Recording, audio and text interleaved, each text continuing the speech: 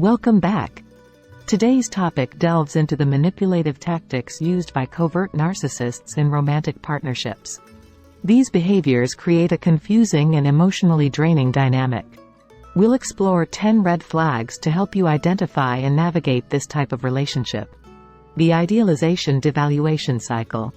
The covert narcissist often starts by idealizing you, showering you with affection and attention. This creates an intense bond and makes you feel incredibly special. However, this honeymoon phase doesn't last. Slowly, they shift into a devaluation stage, criticizing and belittling you. This cycle keeps you emotionally off balance, constantly seeking their approval and trying to win back the good version of them. 10 signs of a covert narcissist. Erosion of self-esteem. Over time, their constant criticism and manipulation chip away at your self-worth and confidence. You may find yourself questioning your own decisions, memories, and even sanity. They might make subtle digs at your accomplishments or appearance, chipping away at your self-belief. This relentless negativity can leave you feeling like a shell of your former self. Activity. Reconnect with your strengths. Take a moment to write down 3-5 strengths and accomplishments you're proud of. Remind yourself of your value and worth outside of this relationship. Control and monitoring. They need to know and control everything you do, from your daily routines to your social interactions. They may question your whereabouts, phone calls, or even what you wear. This constant monitoring creates a sense of suffocation and makes you feel like you can't do anything right. Example, the grocery trip. You come home with a different brand of cereal than they prefer.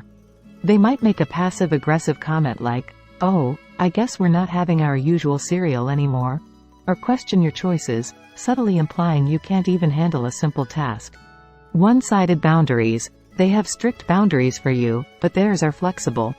For example, they might expect you to be available at all times, but get upset if you interrupt their me time. This creates an unfair dynamic where your needs are disregarded, while they maintain complete control. Lack of empathy. They show little to no empathy for your feelings, especially if they caused the hurt. Your emotions are seen as unimportant or a burden. They might dismiss your concerns or even use them against you later, twisting your words to make you seem overly sensitive. Performance grading. They judge and score your actions, leaving you feeling like you're constantly on trial. No matter how much you try, it's never enough. They may criticize your efforts in household chores, work, or even your emotional support.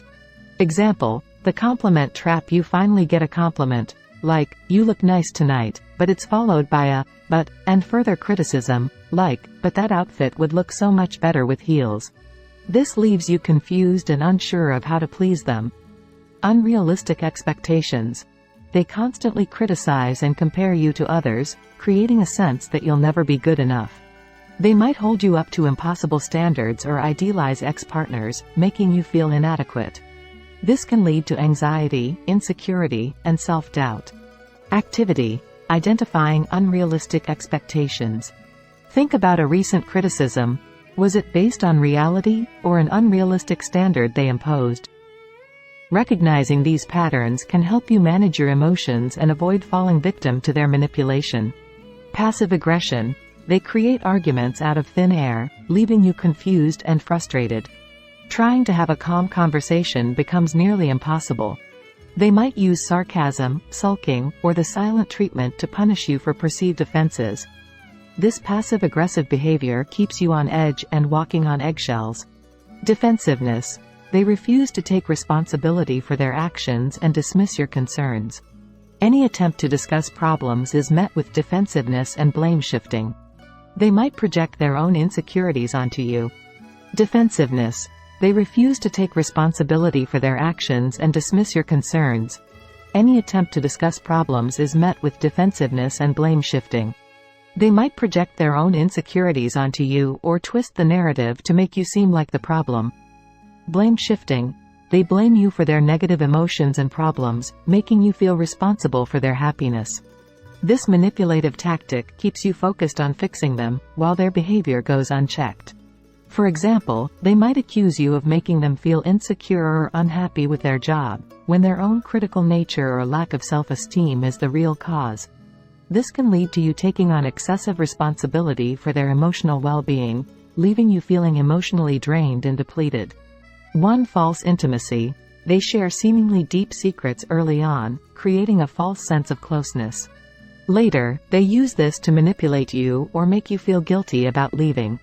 This love bombing creates a sense of being uniquely special and connected, making it harder to see through their manipulative tactics when the devaluation phase begins.